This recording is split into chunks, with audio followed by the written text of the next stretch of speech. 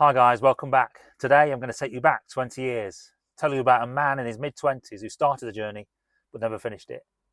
How he ended up upside down in a field in an MGB Roadster. That man was me.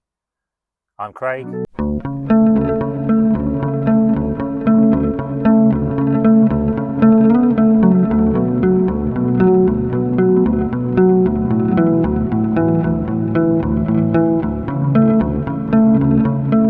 Called Watton-on-Trent in Staffordshire, heading towards a town called Swadlincote in South Derbyshire.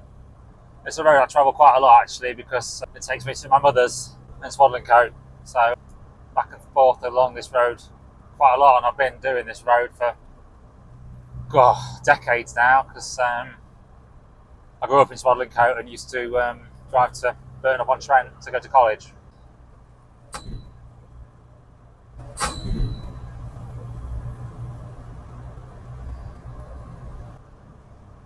So I'm doing this video because after I did my first video and I mentioned that I rolled the first MGB I had a fair number of questions.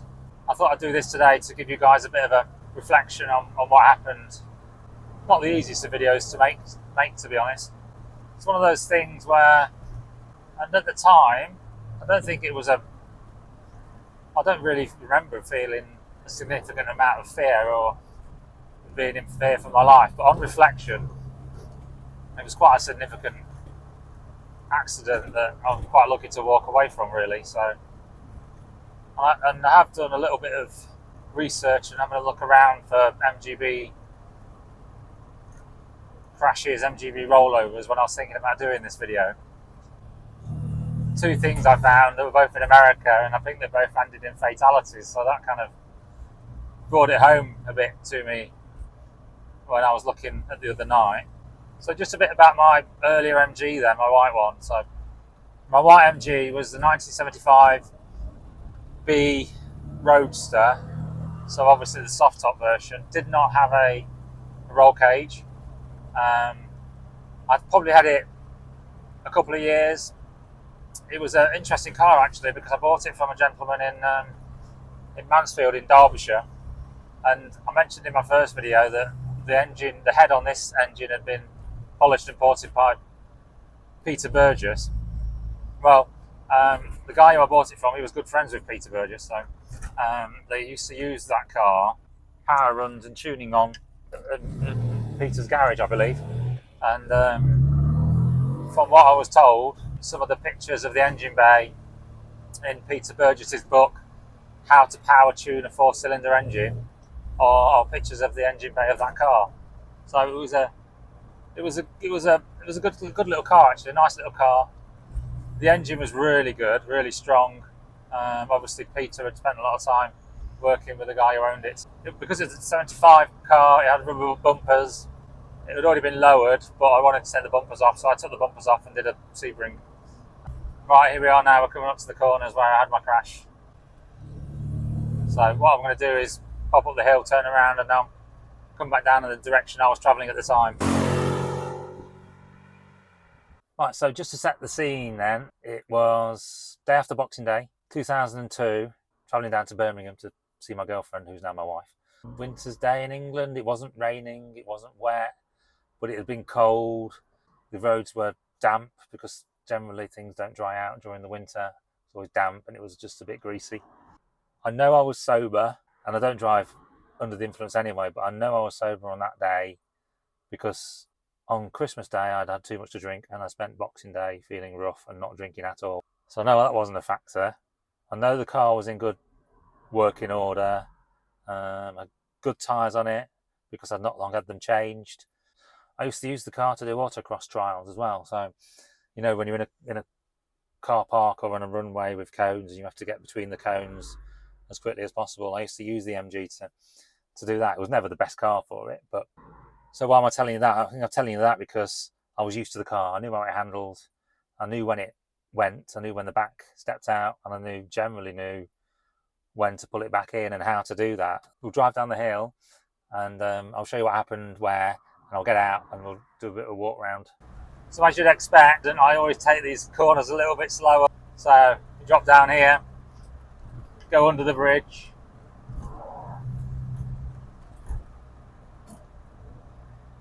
and we've got a nice sweeping right, and then it goes left, and it was on this corner here, as I went left now, that the back end went out, ended up in that field over there. I'm coming down here, down this hill, not too fast, not too slow, thinking about conditions, and as I come into this corner here, through the corner, the back end steps out, starting to face towards the verge, trying to steer into the skid, but couldn't catch it.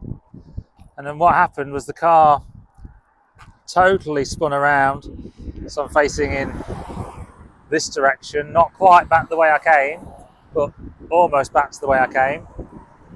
And then the car sliding across the road like this into the verge. I think, and I don't know, but I think there might be some. It's always been, there are always marks where I hit the verge. It's slightly lower there, it could be there. So the car hit the verge, and I'm facing generally in this direction, travelling sideways, trying to think, well, this isn't great, but not overly concerned at that point. So I wasn't going that quick. You can imagine how quick you're coming down this road. I wasn't going that quick. So I'm going sideways, not too fast. And as I went across the verge, I thought, that's okay, I'll just slide to a stop. But this field had been ploughed, but there was a drop on the other side. So what happened, it travelled across the verge, and then as it dropped, the car flipped. So I think I'm stood now about where I ended up, upside down. So not the best place to be. So my view, stuck inside the car, upside down, trying to peer out, was kind of like this. As the roof had collapsed, the windows on the door had dug into the dirt. They hadn't broken; they just dug into the dirt. And so there's probably about 3 or 4 inches that I can see out of on the driver's door window, but it's dug into the dirt. I can't open it.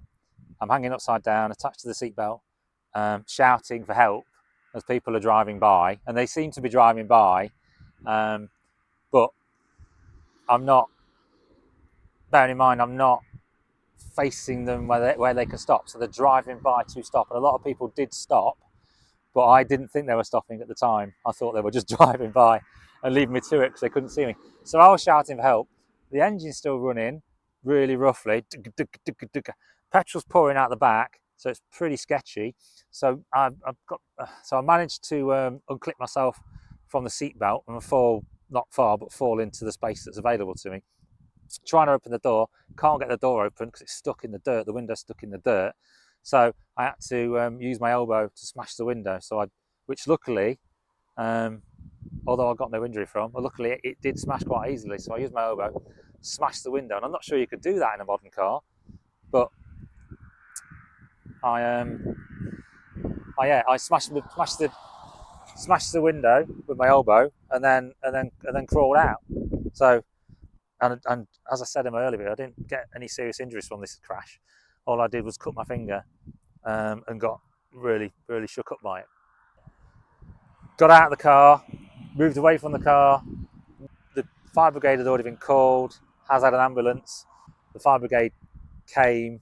They couldn't do anything apart from just douse down some of the petrol. We stopped the petrol pouring out, make sure all the car was off, and there's no potential for it to go up in flames, and then recovery service. And after that, I didn't see the car again a little while. Part of the discussions with the insurer were, do I want to keep the car, or do I want to let it go to scrap, because it was written off. I think at that time, because I'd had such quite a serious accident in it, I wasn't keen on keeping it. On reflection, I think I would have preferred to have kept it, but I didn't, so it went to the scrapyard. And you'll see in the pictures, you can see that the steering wheel on the car at the scrapyard isn't my steering wheel, the one I've got in my new car, the wooden one that was on it when I crashed it. So that the steering wheel that was on it when I crashed it, along with the stereo that was in it, had been removed by the recovery service. So I had to go back to them to get my steering wheel back. But yeah, so that was a pretty scary day. My wife, my girlfriend at the time, she still thinks I did it to get out of seeing her for the for the day. So it's pretty windy, so apologies for any camera noise. Yeah, so after I crashed the MG and I got the money back from the insurance, I managed to get myself another car. I thought I'd get something a little bit more modern, so I got myself an Alfa Romeo GTV 1999, I think it was. So it wasn't brand new, but it was nice. It was a lovely car actually, twin spark.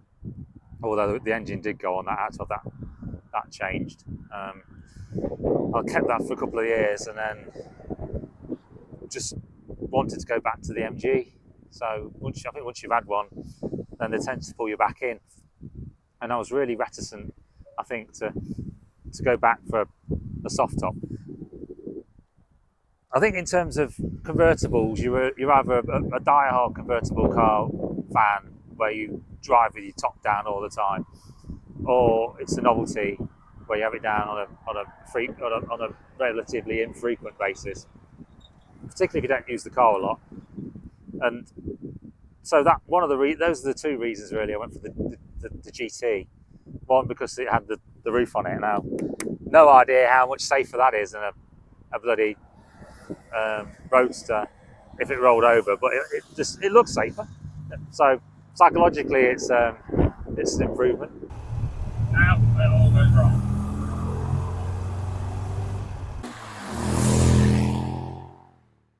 So I'm going to wrap it up there. Thanks for watching, guys. Thanks for coming on that little journey down memory lane with me. It's been a really interesting day. Just thinking about it a little more, I think I've learned a lot from what happened. If I can share some of that with you guys and help people learn to take things easier, to drive within their capabilities and to drive within the capabilities of the car they're driving, that's got to be a good thing. So take care out there, look after yourselves, keep it greasy side down, and I'll see you next time. My name's Craig.